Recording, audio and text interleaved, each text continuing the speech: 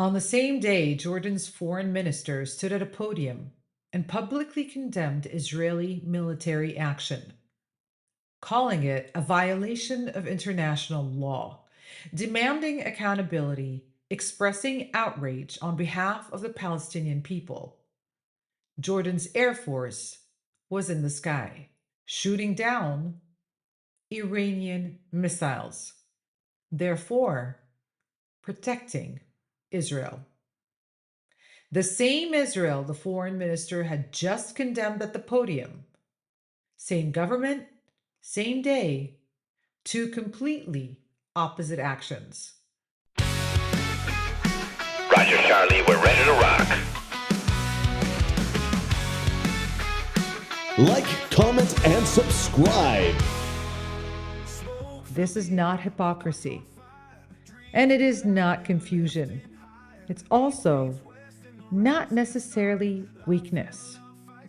It is, however, survival.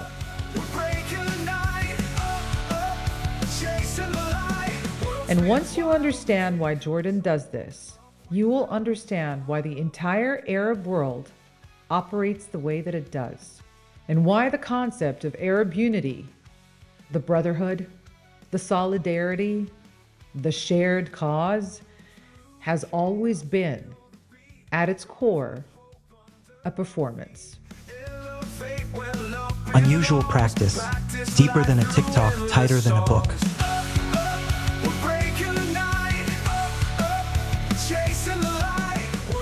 Welcome back to The Arrangement. I am your host, Charlie, and this is episode 5. We've entitled it, The Snake Room.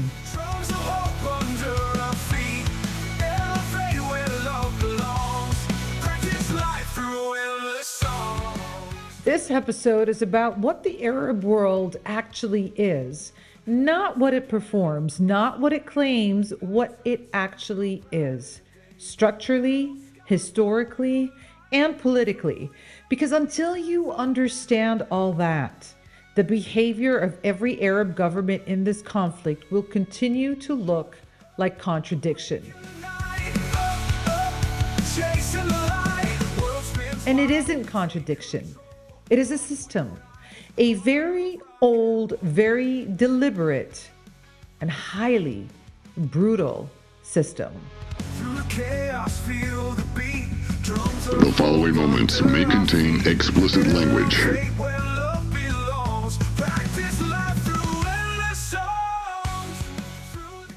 In episode 1, we established that the modern Middle East map was drawn in 1916 by two European men, Sykes and Picot, with a ruler and no regard for the people living there. But we need to go deeper into what those lines actually created, because they didn't just draw borders, they created impossible states. Countries with no natural internal coherence, built from incompatible tribes, sects, and ethnic groups who had spent centuries in fluid, overlapping arrangements, suddenly locked inside rigid national borders and told to be one people. Iraq was handed to a Sunni ruling class over a Shia majority and a Kurdish minority. Three groups with profound historical tensions artificially unified under one flag. Lebanon was designed with a sectarian power-sharing system, Christian president, Sunni prime minister, Shia speaker, so mathematically precise and so structurally fragile that it has produced perpetual political deadlock for a century. Jordan was created almost as an afterthought. A territory without oil, without a coastline, without significant natural resources, handed to the Hashemite family as a consolation prize after they were removed from Arabia by the Saudis. Jordan has no economic basis for independence. It survives on foreign aid, water agreements, and the strategic usefulness of its geography. Kuwait was carved from what Iraqis considered their own southern territory, a source of grievance that Saddam Hussein used to justify his 1990 invasion and which continues to produce resentment. These were not nations built from the will of their people. They were administrative units built from the interests of European empires. And the governments that run them, many of the monarchies and authoritarian states that have never permitted meaningful democratic participation, derive their legitimacy not from their populations, but from foreign military protection. Arab unity was never possible within this structure. It was designed not to be, and the leaders who perform it most loudly are always the ones most dependent on the foreign powers who benefit from the division. Contrary to a lot of Arab beliefs, Jordan is not a hypocrite. Jordan is a man standing on a burning bridge, responsible for the people on both sides, with no other bridge to stand on. Here is Jordan's reality. More than 50% of Jordan's population identifies as Palestinian, either refugees from 1948 and 67 or their descendants. For those people, the Palestinian cause is not a foreign policy issue. It is their family, their memory, their identity. Jordan's king cannot ignore that population. If he is seen to be openly cooperating with Israel while Palestinians are dying, he risks the kind of internal instability that ends monarchies. So, he performs loudly, publicly, convincingly. He recalls the ambassador. He votes at the UN. He gives speeches. He gives the population what it needs to see. And simultaneously, Israel gives Jordan what it needs to survive. Israel provides Jordan with access to more than 100 million cubic meters of water per year under a treaty agreement. Israel provides Jordan with natural gas. Jordan has no significant water sources of its own. It is one of the most water-scarce countries on earth. Without Israel's water, the population Jordan claims to be defending faces a humanitarian crisis of a different kind. And underneath both of those realities, Jordan receives American military protection and billions in foreign aid that keep the Hashemite monarchy in power. America's military presence in Jordan is substantial and documented. American special forces operate from Jordanian territory. The king's survival depends on Washington's continued support. So, the king shoots down Iranian missiles that night, protecting the military and intelligence relationships with Israel and America that his survival depends on, and condemns Israel at the podium that morning, protecting himself from his own population. This is maybe not a man without principle. This is a man without options.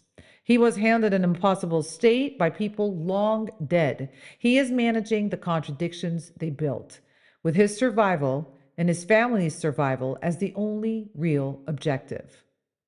That is the snake room. And he did not build it. He was actually born into it.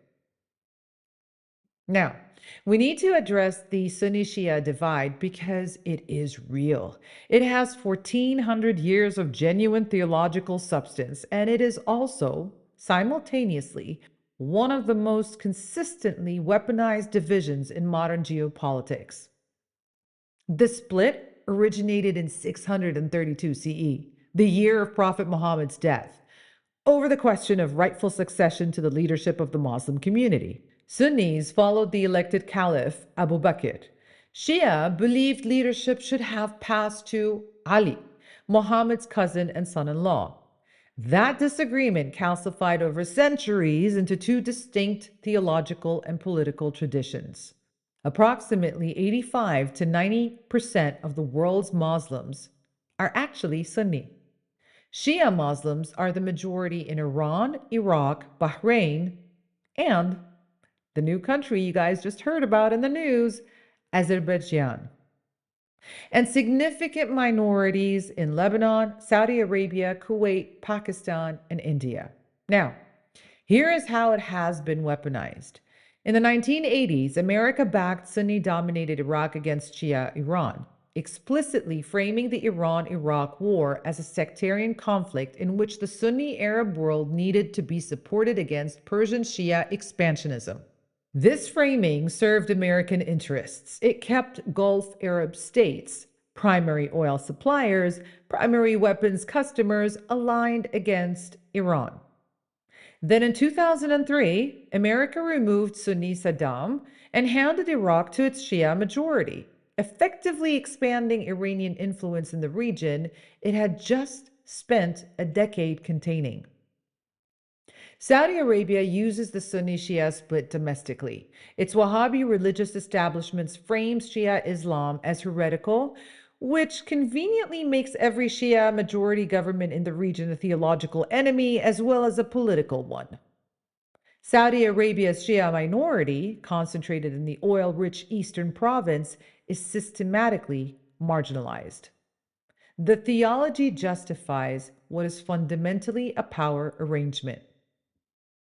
Iran uses it from the other direction, positioning itself as the defender of the oppressed Shia, funding Hezbollah in Lebanon, the Houthis in Yemen, Shia militias in Iraq, not from theological sincerity, but from strategic calculation. Iran's reach across the region runs along the Shia Crescent, a geographic arc of Shia majority or significant Shia communities from Tehran through Baghdad, through Damascus to Beirut. The split is real. The suffering it produces is real. But neither Saudi Arabia nor Iran is managing it for the benefit of Muslim communities. Both are using it as a management tool for regional dominance. And outside powers, America, Britain, France, Israel, use it to prevent the Arab and Muslim world from ever consolidating enough to act collectively in its own interest. Now, in September 2020, the United Arab Emirates and Bahrain formally normalized relations with Israel, the first Arab states to do so since Egypt in 1979 and Jordan in 1994. The agreements were called the Abraham Accords. Morocco and Sudan followed. Saudi Arabia began moving toward normalization before October 7, 2023 interrupted the process. This was presented to the world as a historic breakthrough for peace, a new era of Arab-Israeli cooperation, a moment of hope. But here is what it actually was. It was the formalization of relationships that already existed. Intelligence sharing between Gulf states and Israel had been running for years, quietly, practically, without public acknowledgement. Military coordination against Iran was already operational. Economic relationships were already in place through back channels. What changed was not the substance. What changed was the performance. The Gulf states decided they no longer needed to maintain the fiction of solidarity with the Palestinian cause because their populations were sufficiently controlled, their economies sufficiently dependent on Western investment, and their security sufficiently reliant on American military presence, that they could absorb the political cost of public normalization. The Abraham Accords didn't create new relationships. They just retired an old performance. And the Palestinian people, whose cause was traded away in exchange for American weapons guarantees and economic investment deals that benefited Gulf royal families, were not consulted. They were not compensated. They were not even informed in advance. The Palestinian cause was not abandoned in 2020. It was abandoned long before that. 2020 was just the year the paperwork was signed in public. Saudi Arabia sits at the center of this entire arrangement, and its position is the most paradoxical of all. Saudi Arabia has the world's largest proven oil reserves outside Venezuela. It produces approximately 9 to 10 million barrels of oil per day. Through OPEC, the Organization of the Petroleum Exporting Countries, it has historically been able to influence global oil prices by adjusting production levels.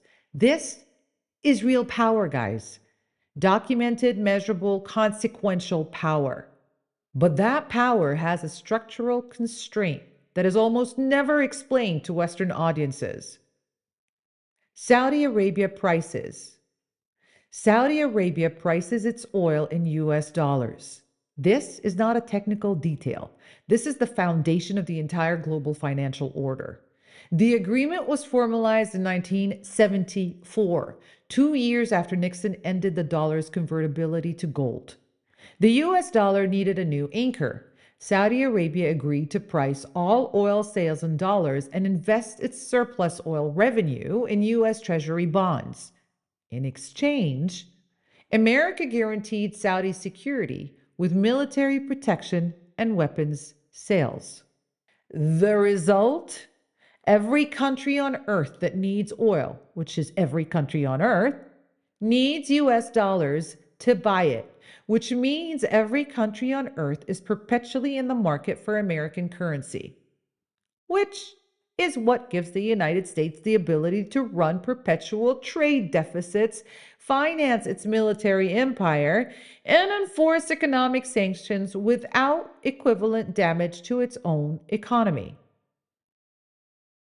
Saudi Arabia's weapon is its oil, but the oil is priced in a currency that belongs to someone else, which means Saudi Arabia cannot fully use its weapons without the permission of the country that controls the currency. The weapon is also a hostage. China understands this. China has been quietly, patiently, systematically building the infrastructure to price oil in yuan, conducting pilot transactions, signing bilateral agreements, constructing alternative payment systems that bypass the actual dollar. If Saudi Arabia ever prices oil in yuan at scale, the petrodollar arrangement collapses. The implications for American financial power are structural and very severe. This is why, underneath every Middle East conflict, underneath the religious language, the terrorist designations, the humanitarian justifications, there is always a currency question, always a resource question, always a question about who controls the pricing of the thing the world cannot live without. That is the arrangement underneath the arrangement. Most people are watching the war. A few are trying to understand it. This series is for the second group. 8 episodes, every thread connected, all sourced. The arrangement only on unusual practice. There is one more layer to the Arab world that almost never appears in Western coverage: the difference between Arab governments and Arab people.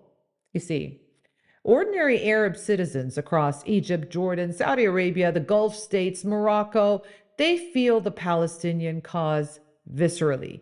It is not an abstraction for them. It is in their media, their mosques, their family conversations, their collective cultural memory. The images from Gaza and Lebanon produce genuine grief and genuine rage for many. And their government knows this. And their governments use it as a pressure valve. Controlled outrage, permitted grief, protests allowed to a point, contained before they become, of course, movements, and state media covers Palestinian suffering extensively, keeping the population's anger directed outward toward Israel and America, and away from the governments that are simultaneously sharing intelligence with Israel and purchasing weapons from America.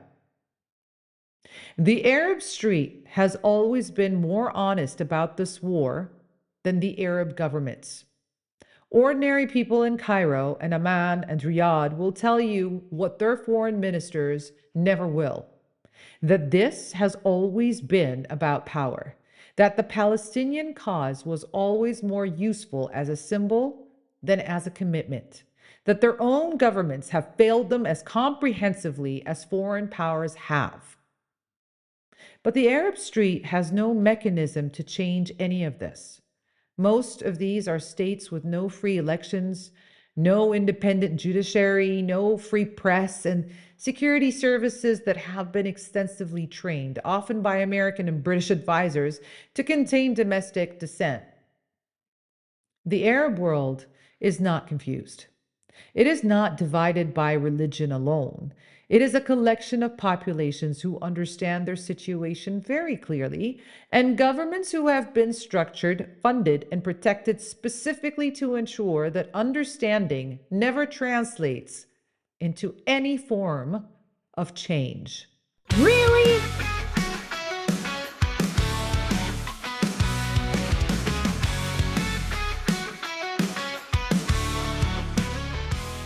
Jordan shoots down missiles while condemning the country it's protecting. Saudi Arabia performs Palestinian solidarity while pre-positioning oil reserves for a war it knew was coming. Oh my gosh! Did you hear that? Oh god! The Abraham Accords formalized relationships that had existed secretly for years. The Sunni-Shia split is 1,400 years old and has been weaponized by every outside power that ever needed a reason to divide the region. And underneath all of it, a currency arrangement that makes the world's most powerful oil producer a hostage to the country that prints the money.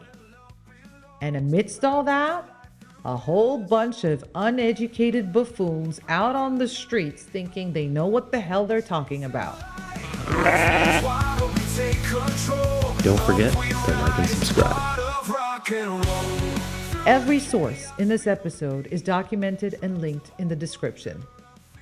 In episode 6, we leave the Middle East entirely. We're off to Venezuela, to Greenland, to Panama, to Colombia, to Latin America, where the same template, the same resource logic, the same Monroe Doctrine mentality is being applied right now. Watch out. Different continent, some different names, but an absolute identical architecture.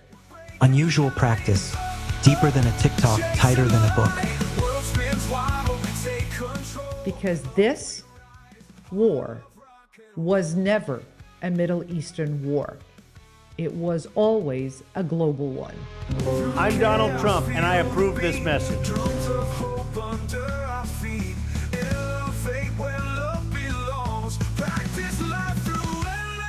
This was the arrangement because history didn't just happen, it was totally arranged. Mom, somebody just followed me.